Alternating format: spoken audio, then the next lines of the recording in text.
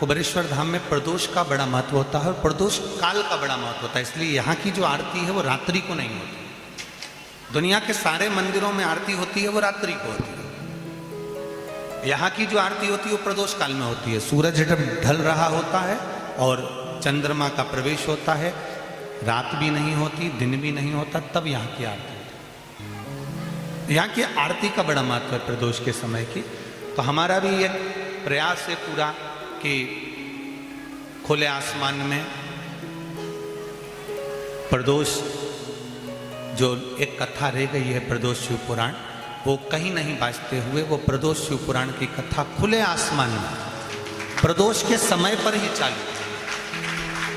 जब प्रदोष का समय चालू हो उस समय पर वो शिव पुराण चालू हो और उस समय पर लोग उस कथा को श्रवण करें, भले फिर सुनते सुनते रात्रि हो जाए 1-2 घंटा की, पर प्रदोष काल से चालू होकर रात्रि तक उसको श्रवण की जाए और उसको लोग सुने।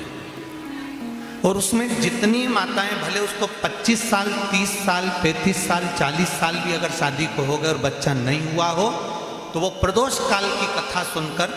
बैठकर वहीं पर बेलपत्र ग्रहण करे और बाबा की ऐसी कृपा हो कि 3 महीने में फिर उसका गर्भ ठहर जाए और बच्चों को लेकर।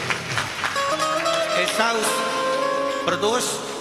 का व्रत लोग जानते नहीं है, प्रदोष काल का समय नहीं जानते, प्रदोष की महत्वता नहीं जानते। प्रदोष की जो महत्वता है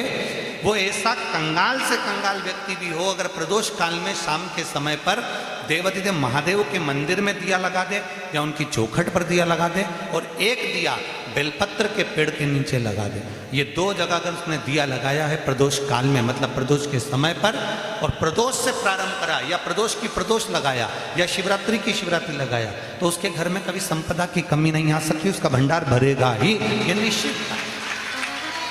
उस प्रदोष की महत्वता है।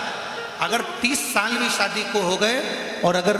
भगवान कृपा करे और 30 साल भी शादी को हो गए, तो प्रदोष काल के समय पर अगर भगवान शंकर के मंदिर में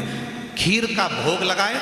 और अशोक सुंदरी वाली जगह पर अगर घी की 7 बिंदी रखकर उस बिंदी का घी थोड़ा सा उस खीर में डालकर वहीं मंदिर में बैठकर उस खीर प्रसाद को पाए, तो 30 से 35 साल भी अगर शादी को हो जाए तो संतान होती ही है। ये प्रदोष के महत्व,